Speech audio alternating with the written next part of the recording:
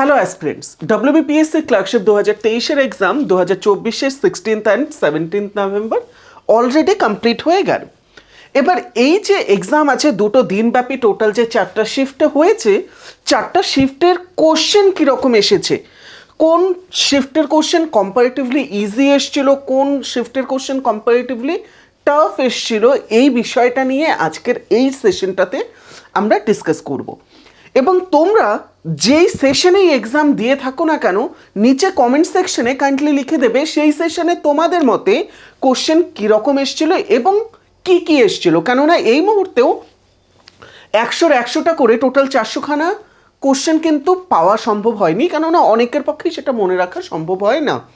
But at least 70 to 80% question আমরা recall করাতে পেরেছি। অবশ্যই অপশনের ক্ষেত্রে কিছুটা সমস্যা হয়, এবং সেই সমস্তটা অ্যানালাইজ করে এবং তাদের পার্সপেক্টিভকে বিচারে নিয়ে যেটা আমাদের মনে হচ্ছে সেটা হলো ডব্লিউবিপিএসসি বা পিএসসি কোশ্চেন কিছুটা আলাদা করেছে প্রত্যেকটা শিফটে।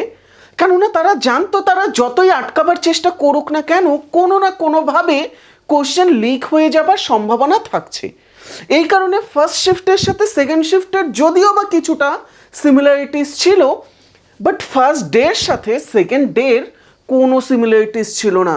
16 তারিখ এবং 17 তারিখের পরীক্ষা কমপ্লিটলি একটু আলাদা হয়েছিল, এবং অনেকেই ভেবেছিল 16 তারিখের যে পরীক্ষা আছে সেখানে কি কি প্রশ্ন আসছে সেটা তারা দেখে নেবে এবং সেই হিসেবে প্রিপারেশন নিয়ে 17th যে এক্সাম আছে সেখানে তারা খুব ভালো পরীক্ষা দেবে।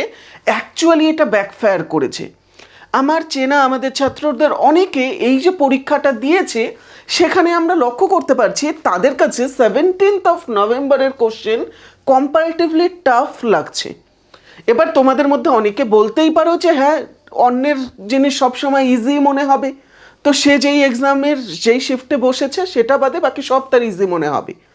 অবশ্যই হতে পারে, বাট আমরা অ্যাটলিস্ট কোশ্চেন এবং সকলের থেকে শুনে বিভিন্ন পোর্শন, প্রত্যেকটা পোর্শন নিয়ে আমরা আলাদা আলাদাভাবে কোশ্চেন করেছিলাম। ইংলিশ বলো, জিকে বলো, কারেন্ট অ্যাফেয়ার্সকে সেপারেটলি বলেছি, এবং তার সাথে অ্যারিথমেটিকের আলাদাভাবে কোশ্চেনটা করা হয়েছে। এবং তার বিচারে আমরা যদি লক্ষ্য করে থাকি, জেনারেলি এই যে 4টে শিফট আছে, এই 4টে শিফটের মধ্যে এই ফোর্থ শিফট যেটা কিনা জাস্ট কনক্লুড হলো কিছুক্ষণ পূর্বেই, এই ফোর্থ শিফটের এক্সাম 17th নভেম্বরে শেষ হলো। এবং এখানে আমরা যেটা দেখতে পারছি, ম্যাথের ক্ষেত্রে ভ্যারিয়েবলস থেকে অনেকগুলো প্রশ্ন করা হয়েছে এবং সময়ের কিছুটা কিন্তু বলতে পারো ক্রাঞ্চ তারা অনুভব করেছে। এখানে কারেন্ট অ্যাফেয়ার্স এবং স্ট্যাটিক জিকের অ্যাকচুয়াল স্ট্যাটিক পোর্শন থেকে অনেকগুলো প্রশ্ন করা হয়েছিল, যেখানে প্রথম কে এবং এই হিসেবে কুস্তিগির বলো কিংবা ন্যাটো কবে স্থাপিত হয়েছিল, এই ধরনের বহু কোশ্চেন কিন্তু এখানে করা হয়েছে। একই রকমভাবে আমরা দেখতে পেয়েছি এখানে স্কিম রিলেটেড প্রশ্ন কিন্তু করা হয়েছে অনেকগুলো। ম্যাথের ক্ষেত্রে ভ্যারিয়েবলস এক্স ওয়াই দিয়ে অনেকগুলো ছিল। একই রকমভাবে ইংলিশের ক্ষেত্রেও কিছু ডিফারেন্ট টাইপের কোশ্চেন ছিল, সিনোনিম অ্যান্টোনিমস ছিল। এবং ফার্স্ট শিফটে যেখানে ফেজাল ভার্ব থেকে প্রচুর প্রশ্ন এসেছিল, ফোর্থ শিফটে ফেজাল ভার্ব থেকে একটা মাত্র প্রশ্ন এসেছিল। তো সেই ক্ষেত্রে আমরা ফোর্থ শিফটের এই মুহূর্তে পাওয়া যে খবরগুলো আছে সেটার ভিত্তিতে আমরা যদি দেখি, ফোর্থ শিফটের যে বলতে পারো পেপারটা হয়েছে সেটাকে আমরা অবশ্যই কিন্তু মডারেট বলতে পারবো। এবং এই মডারেটের মধ্যে আমরা যদি লক্ষ্য করে থাকি, অ্যাপ্রক্সিমেটলি কোশ্চেন খুব সুন্দরভাবে অ্যাটেম্প্ট করা যায়, যেগুলো একটু ভালো মতো প্রিপারেশন নিলে যে কেউ লিখতে পারবে। সেটার সংখ্যা হচ্ছে অ্যাপ্রক্সিমেটলি 60 থেকে 66খানা কোশ্চেন খুব সহজে কিন্তু অ্যাটেম্প্ট করা পসিবল হবে। এটাই যদি আমরা থার্ড শিফটের ক্ষেত্রে গিয়ে থাকি, থার্ড শিফটে অ্যাটলিস্ট আমি যাদের সাথে কথা বলেছি, আমাদের যে স্টুডেন্টরা আছে তাদের মনে হয়েছে যে কারেন্ট অ্যাফেয়ার্সের পোর্শনটা কিছুটা টাফ এসছে। অনেকের মতে ইংলিশ টাফ এসছে, আবার বেশিরভাগ যারা বলেছে তাদের মতে ইংলিশ ইজি টু মডারেট এসছে, সেটা খুব একটা সমস্যার নয়। এবং ক্লার্কশিপ দিতে যাচ্ছে ইংরেজি টাফ হবে না, এটা কোনো কথাই হতে পারে না। বাট এখানে ম্যাথ যে আছে, ম্যাথের নাকি এখানেও কিছুটা মডারেট লেভেলের এসেছিল, জিকে সোজা এসেছিল, বাট কারেন্ট অ্যাফেয়ার্স কিছুটা আনকনভেনশনাল টাইপের এসে গিয়েছিল। বিভিন্ন সাইক্লোন যে আছে, রুবেলা বা অন্যান্য এই ধরনের বিভিন্ন কোশ্চেনগুলো যে আছে সেগুলো নিয়ে প্রশ্ন করা হয়েছে অ্যাসিড বৃষ্টি আমাদের কোন গ্যাসের ফলে হয় সেগুলো, এই ধরনের বিভিন্ন জিনিসগুলো কিন্তু এখানে করা হয়েছিল।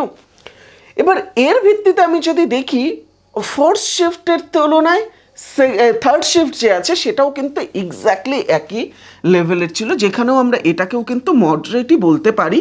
এবং এখানেও কোশ্চেন কিন্তু অলমোস্ট 62 থেকে 66 খানা অ্যাটেম্প্ট করা খুব সহজেই যাচ্ছিল। তো সেই ক্ষেত্রে এই পরিমাণ কোশ্চেন কিন্তু অ্যাটেম্প্ট করা যাচ্ছে। আমরা যদি এবার সেকেন্ড শিফটে আসি, সেকেন্ড শিফটের ক্ষেত্রে আমরা যেটা লক্ষ্য করব, এই শিফট কিন্তু এই দুটো শিফটের থেকে অনেকটা আলাদা ছিল। এবং এই সেকেন্ড শিফটের কোশ্চেন কম্পারেটিভলি তুমি যদি সেকেন্ড ডের তুলনায় দেখে থাকো কিছুটা ইজি এসছিল। এবং সেকেন্ড যে শিফট আছে, সেকেন্ড শিফটের ক্ষেত্রে কোশ্চেনে আমরা যদি লক্ষ্য করে থাকি জিকের পোর্শনটা বাদ দিয়ে, জিকের ক্ষেত্রেও অনেকগুলো সোজা এসছিল, কয়েকটা পোর্শন বাদ দিয়ে বাকি প্রত্যেকটা পার্টেই কিন্তু কোশ্চেন মোরাললেস সিমিলার ছিল, যেটাকে আমরা ইজি টু মডারেট বলতে পারবো। এবং এই ক্ষেত্রে আমরা ইজি টু মডারেটই এই কারণে কিন্তু লিখব। এবং ইজি টু মডারেট হিসেবে আমরা যদি লক্ষ্য করে থাকি এখানে কিন্তু অলমোস্ট 65 থেকে 68 খানা কোশ্চেন অ্যাটেম্প্ট করা যাচ্ছিল। বাট যত কোশ্চেন এবং যা কিছু অ্যানালাইজ করা হয়েছে সেটার ভিত্তিতে আমরা যদি লক্ষ্য করি সবচেয়ে ইজি শিফট যেটা ছিল সেটা ছিল ফার্স্ট শিফট। এবার তাদেরকে অ্যাডভান্টেজ দেওয়ার প্রয়োজনও আছে, কেননা তারা প্রথম জাস্ট গিনিপিগের শিকার হচ্ছে চারটে শিফটের মধ্যে, এবং নর্মালাইজেশন যেখানে হচ্ছে না ফার্স্ট শিফট ইজি করা দরকারও কিছুটা। এবার এই যে বিষয়টা আছে এটার এবার ইজি যখন করা হচ্ছে আমি বলছি একটা বা দুটো কোশ্চেনের ভিত্তিতে, এবার এই ভিত্তিতে তুমি যদি লক্ষ্য করে থাকো কম্পারেটিভলি ফার্স্ট শিফট যে আছে সেটা কিন্তু কিছুটা ইজি টু মডারেট হয়েছিল। এবং ফার্স্ট শিফটের ক্ষেত্রে আমরা যদি লক্ষ্য করি বেশিরভাগ যে স্টুডেন্ট আছে তারা কিন্তু 66 থেকে 70 খানা কোশ্চেন ভালো মতো অ্যাটেম্প্ট করেছে। বাট প্রত্যেকটা পেপারের ক্ষেত্রে যেটা দেখা গিয়েছে সেটা হলো টাইম ক্রাঞ্চ। অনেকে আমাকে সময়ের কথা বললো যে আমি দেখতে পারিনি, আমি শেষের দিকে কোশ্চেন কি এসছে কয়েকটা কোশ্চেন পড়ে পর্যন্ত দেখতে পারিনি, কিছু শুরুতে এই কোশ্চেন পেপারে দাগিয়ে গিয়েছিলাম এগুলো আবার দেখবো বলে সেখানে ফিরে আসতে পারিনি। তো সহজভাবে বলতে গেলে সময়ের যে ক্রাঞ্চ আছে সেটা তারা ফেস করেছে। এবং তার একটা বড় কারণ ম্যাথ কিন্তু ক্যালকুলেশন বেসড এসছে বেশিরভাগগুলোতে। বাট তুমি যদি লক্ষ্য করে থাকো ফোর্থ শিফটে কম্পারেটিভলি কম ক্যালকুলেশন বেসড ম্যাথ এসেছিল, যদিও অনেকে বলেছে এটা কিছুটা টাফ এসছে, বাট ক্যালকুলেশন বেসড কম্পারেটিভলি কম এসছে, অ্যাটলিস্ট এই পর্যন্ত যতটা জানা গিয়েছে সেই হিসেবে। এবং এই সম্পূর্ণটাকে যদি আমরা দেখে থাকি মোরাললেস আমরা দেখতে পারছি যে 60 থেকে 65 খানা কিন্তু খুব সহজে অ্যাটেম্প্ট করবার মতো প্রশ্ন ছিল, যেগুলোকে তুমি কোনো রকম ভুল না করে যদি একটা সিরিয়াসভাবে প্রিপারেশন নিয়ে থাকো তুমি অ্যাটেম্প্ট করতে পারতে। তো এটা হচ্ছে বেসিক তোমাদের কোশ্চেন প্রত্যেকটা শিফটে কীরকম ছিল এবং সেই হিসেবে আমি একটা অ্যানালিসিস করবার চেষ্টা করলাম। এর পাশাপাশি কিছুক্ষণ পরে 2 থেকে 3 ঘন্টা পরে তোমরা এই চ্যানেলে আরও একটা ভিডিও পাবে যেখানে এক্সপেক্টেড কাট অফ কীরকম যেতে পারে সেই জিনিসগুলোও কিন্তু আমরা আলোচনা করব। বাট মাথায় রাখবে সেটার জন্য এই জিনিসটাকে কিন্তু কনসিডারেশনে আমাদের নিতে হবে। ক্লিয়ার?